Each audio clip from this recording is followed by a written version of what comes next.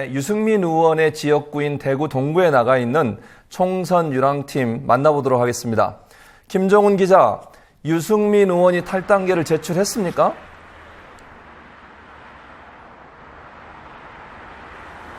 아닙니다. 유승민 의원은 현 시각까지 탈당계를 제출하진 않았습니다.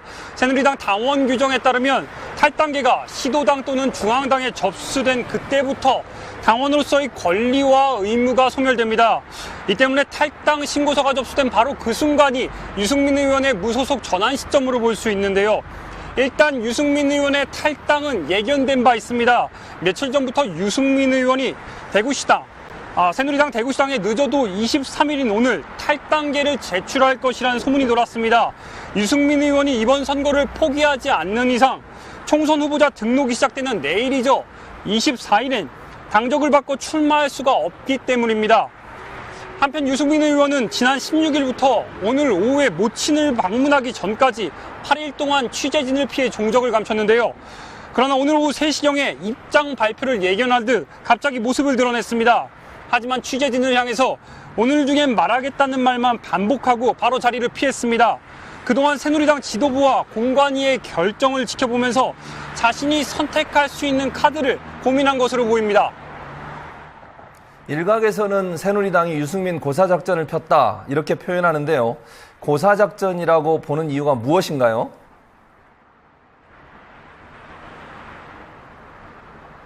네, 새누리당의 첫 공천 발표가 지난 3월 4일에 시작됐습니다.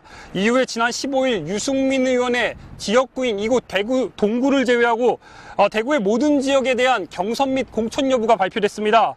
문제는 비례대표 후보자 명단이 발표된 어젯밤 늦게까지도 유승민 의원에 대한 공천 발표 여부가 이루어지지 않았다는 점입니다. 그때마다 새누리당 공천관리위원회는 이렇게 말했습니다. 그간 논의를 많이 했지만 결론은 내리지 못했다. 이런 말을 하면서 계속 최종 결정을 미뤄왔는데요. 동시에 유승민 공천 배제를 정해놓은 듯이 유승민 의원 스스로 결정하는 게 도리라는 말로 자진 탈당을 강요하는 듯한 모습도 보여왔습니다.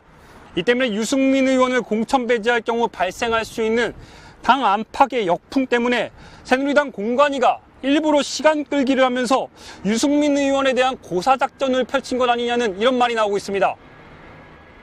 유승민 의원의 무소속 출마가 기정사실처럼 보이는데 대구뿐만 아니라 이번 총선 판도 전체에 큰 영향을 미칠 것이다. 이런 예측이 나와요. 어떻습니까? 네, 그러한 움직임은 이미 좀 일고 있습니다. 대구에서 유승민계로 불리는 현역 의원들의 탈당 후 무소속 출마 움직임이 이어지고 있는데요. 일단 현역 중엔 대구 북구갑의 권은희 의원이 지난 20일이죠. 이미 무소속 출마를 선언했습니다. 유승민 의원과 지역구를 맞대고 있는 대구 동구갑의 유성걸 의원과 마찬가지로 진박에 밀려서 공천 탈락한 대구 중남구의 김희국 의원도 탈당 선언 후 무소속 출마 움직임을 보이고 있습니다. 또 대통령 정무특보까지 지낸 3선의 대구 수성을의 주호영 의원 역시 오늘 오전에 탈당을 선언하고 무소속 출마를 밝혔습니다. 일단 눈여겨볼 점은 무소속 출마가 대구뿐 아니라 다른 지역에서도 이어지고 있다는 점입니다. 서울 은평을의 이재호 의원, 경기 성남 분당갑의 이종훈 의원, 인천 강화의 안상수 의원, 그리고 경남 밀양의 조혜진 의원 등이 무소속 출마를 현재까지 고려하고 있습니다. 과연 여기서 이제 주목할 점은 새누리당이 탈당하거나 예고한 이러한 무소속 현역 의원들이 이번 총선에 얼마나 영향을 미칠지 여부입니다. 이 점이 이번 총선의 또 다른 관전 포인트가 될 것으로 보입니다. 지금까지 대구 동구 유승민 후보 선거사무소 앞에서 투표의 힘 김종훈이었습니다.